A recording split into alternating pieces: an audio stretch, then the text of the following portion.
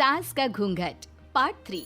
अब तक हमने देखा कि देविका की हालत बहुत नाजुक है, लेकिन घर के आदमी उसे डॉक्टर के पास नहीं जाने दे रहे और जोगिंदर ने घर के मेन गेट पर बहुत बड़ा ताला लगा दिया है। लेकिन देविका की सास विमला पहली बार घूंघट उठाकर समाज के बनाए नियम का उल्लंघन करती है और देविका की जान बचाने की कोशिश में जुट जाती है। मैं भी देखती हूँ मेरी बहू को डॉक्टर के पास जाने से कौन रोकता है। देखो सचिन के बापू, दरवाजे की चाबी दे दो मुझे। तुम्हारा दिमाग ठिकाने पर है, पहले सर पर पल्लू रखो और अंदर जाओ। आज तक मैंने आपका हर गलत फैसला सर झुकाकर स्वीकार कर लिया, लेकिन आज मैं आपकी एक बात नहीं सुनूंगी। मुझे मेरी बहू की किसी भी कीमत पर जान बचानी है। मुझे चाबी दे दीजिए। पिताजी, माँ ठीक बोल रही है, चाबी दे दीजिए ना, नहीं तो देविका नहीं बचेगी। देविका मरती है तो मर जाए, लेकिन यह दरवाजा नहीं खुलेगा। तुम सारी औरतों को इस देविका नाम की बीमारी ने पागल कर दिया है और इस बीमारी का अच्छी तरह से इलाज करना आता है मुझे। वीना बेटी, सुजाता बहू, जाओ अंदर से देविका को लेकर आओ। विमला ये बोलकर अपने पति के हाथ से चाबी छीन लेती है। तभी महेंद्र विमला का हाथ पकड़कर चाबी विमला से छीन लेता है। भाभी, घर के मर्दों से टक्कर लेकर आप अच्छा नहीं कर रही हो। ये इस घर के संस्कार नहीं है। महेंद्र की बात सुनकर कम्मू अपने पति के हाथ से चाबी छीनकर कहती है, इस घर के संस्कार क्या है हम अच्छी तरह से जान गए हैं। आज इस घर का दरवाजा खुलकर रहेगा और देविका डॉक्टर के पास जाकर रहेगी। भाभी, ये लो दरवाजा खोलो। विमला ताला खोल देती है। तभी वीना और सुजाता देविका को लेकर आ जाती हैं। घर की सारी औरतें देविका को लेकर घर से जा रही होती है कि तभी सुजाता का पति मोहन उससे कहता है, सुजाता, तुम देविका को लेकर इस घर से निकल तो रही हो, लेकिन याद रखना, अगर तुमने एक कदम भी बाहर निकाला तो वापस इस घर में मत आना। मैं देविका के साथ अस्पताल भी जाऊंगी और वापस इस घर में भी आऊंगी। देखती हूँ कौन रोकता है मुझे। देखता हूँ कैसे इस घर के अंदर कदम रखती हो और कौन तुम्हारी मदद करता है। कानून मेरी मदद करेगा और कारट के दरवाजे हर नागरिक के लिए खुले हैं। मोहन को अपनी पत्नी से इस तरह बात करता देख कल्याण वीना से कहता है, वीना, तुमने देविका का साथ देकर अच्छा नहीं किया। अगर तुम अभी भी इसके साथ गई तो अपना और मेरा रिश्ता खत्म समझना। मुझे कोई फर्क नहीं पड़ता। तुमने आज तक किया ही क्या है मेरे लिए। तुम खुद घर जमाई बनकर मेरे घर में रह रहे हो। कभी 100 रुपए की साड़ी दिलाई है मुझे? मेरे आने से पहले मेरा घर छोड़कर निकल जाना, समझे? ये बोलकर वीना और घर की सभी औरतें देविका को अपने साथ अस्पताल ले जाती है। वहां जाने के बाद डॉक्टर जल्दी से देविका का चेकअप करता है। चेकअप करने के बाद वो गुस्से से कहता है, ये क्या किया है तुमने? क्या हुआ डॉक्टर साहब? आपकी बहू की इतनी ज्यादा हालत खराब है और उन्हें चोट भी लगी है, फिर भी आपने उन्हें हॉस्पिटल लाने में इतना लेट कर दिया। आपको 3 दिन पहले ही इन्हें हॉस्पिटल में एडमिट करवाना चाहिए था। हमसे गलती हो गई डॉक्टर साहब, लेकिन आप जल्दी कुछ करिए। हमारी बहू और उसके बच्चे को बचा लीजिए। देखिए, अभी कुछ भी कह पाना मुश्किल है। हम माँ और बच्चे में से किसी एक को ही बचा सकते हैं। आप सोच लो किसे बचाना है। डॉक्टर साहब, आप देविका को बचाइए, उससे कुछ नहीं होना चाहिए। देखिए, हमें देविका का ऑपरेशन करना पड़ेगा।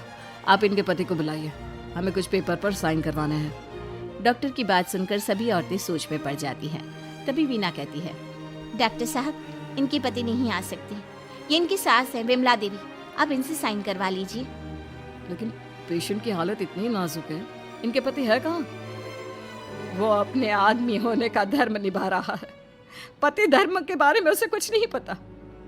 डॉक्टर साहब, वो नहीं आएगा। क्या क्या करना है आप मुझे बताइए। थोड़ी देर बाद डॉक्टर देविका का ऑपरेशन शुरू कर देते हैं। जब वो ऑपरेशन थिएटर से बाहर आते हैं तो कहते हैं, आप लोगों की किस्मत अच्छी है, देविका भी सुरक्षित है और उसका बच्चा भी। डॉक्टर, बेटा हुआ है या बेटी? बेटा हुआ है। सब लोग बहुत खुश होते हैं। कुछ दिन तक देविका उसी हॉस्पिटल में रहती है और उसके ससुराल की औरतों ने उसका बहुत ध्यान भी रखा। अब देविका कुछ हद तक ठीक हो गई। डॉक्टर ने देविका को घर जाने की इजाज़त दे दी, लेकिन सभी सोच में पड़ गए। हम भाभी को घर ले तो जाएं, लेकिन माँ, आपको घर का माहौल पता है ना। देविका भाभी अभी पूरी तरह से ठीक नहीं हुई। भाभी वहाँ आराम नहीं कर पाएंगी और पता नहीं घर के सारे आदमी हमारे साथ क्या करेंगे। माँ, क्या हम डॉक्टर से बात करके देविका को थोड़े दिन और यहाँ नहीं रख सकते? जब वो पूरी तरह से ठीक हो जाएगी तो उसे यहाँ से ले जाएंगे। ये बात सुनकर विमला सोच में पड़ जाती है। तभी कम्मो कहती है, तुम दोनों ठीक कह रही हो, मैं अभी डॉक्टर से बात कर लेती हूँ। कम्मो डॉक्टर से बात कर लेती है और देविका कुछ दिन में बिल्कुल ठीक हो जाती है। देविका अपने बच्चे को गोद में लिए बाकी औरतों के साथ अपनी ससुराल जाती है, लेकिन घर के सभी आदमी उन्हें दरवाजे पर ही रोक देते हैं। खबरदार, तुम में से कोई भी औरत अगर घर के भीतर घुसी, अगर तुम घर में कदम रखोगी तो घर अपवित्र हो जाएगा। घर हमारे कदम रखने से अपवित्र नहीं होगा, बल्कि आपकी गंदी सोच की वजह से घर क्या, अरे पूरा समाज अपवित्र हो रहा है। सुजाता, मैंने मना किया था ना घर से बाहर जाने के लिए। अब एक काम कर, जैसे यहाँ आई है वैसे ही यहाँ से सीधा अपने मायके लौट जा। क्यों जी, क्यों चली जाऊँ मैं अपने मायके? मैं जब तक चाहूँ यहाँ रह सकती हूँ। अगर आपने मुझे इस घर में आने से रोका तो मैं आपकी पुलिस में शिकायत कर दूंगी।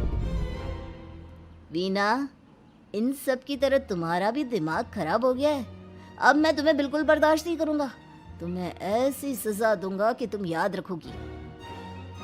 सजा बाद में देना, पहले मेरे घर से बाहर निकलो। खुद पूरी जिंदगी में एक घर नहीं खरीद पाए और मुझे सबक सिखाने की बात बोल रहे हो। देखो वीना, तुम इस घर की बेटी जरूर हो, लेकिन कल्याण इस घर में ही रहेगा। उसने बहुत कुछ किया है इस घर के लिए, लेकिन तुम अब यहाँ नहीं रह सकती। क्यों नहीं रह सकती? इस घर पर मेरा उतना ही हक है जितना सचिन का। देश के कानून ने मुझे ये हक दिया है। अगर मैं चाहूँ तो कोर्ट का सहारा लेकर इस जायदाद का आधा हिस्सा ले सकती हूँ। और हाँ कल्याण, तुमसे तलाक भी ले सकती हूँ। वीना, देविका के साथ रह रहकर तुम्हारा दिमाग भी खराब हो गया है। और कम्मो, मैंने तुमसे कितना मना किया, घर से बाहर मत जाओ, देविका की मदद मत करो, लेकिन तुमने मेरी एक नहीं सुनी। अब तुम इस घर से और मेरी जिंदगी से चली जाओ। ये कदम उठाकर तुमने बिल्कुल अच्छा नहीं किया। ये कदम तो मुझे उस समय उठाना चाहिए था जब मैं माँ बनने वाली थी। आपके झूठे अहंकार और गलत नियमों की वजह से मैंने अपने दो बच्चे खो दिए। अगर उस समय मैं दाई अम्मा से इलाज ना कराती और हॉस्पिटल चली जाती तो सचिन के बराबर मेरे भी 2 बेटे होते। सभी पति इस बात पर अड़े हुए थे कि वो अपनी अपनी पत्नियों को घर के अंदर नहीं आने देंगे। देविका बहुत देर तक सबकी बातें सुनती रही। फिर उसने अपने पति से कहा, सचिन, तुम्हारे घर के आदमियों की बात तो मैंने सुन ली, अब तुम बताओ तुम्हारा क्या फैसला है?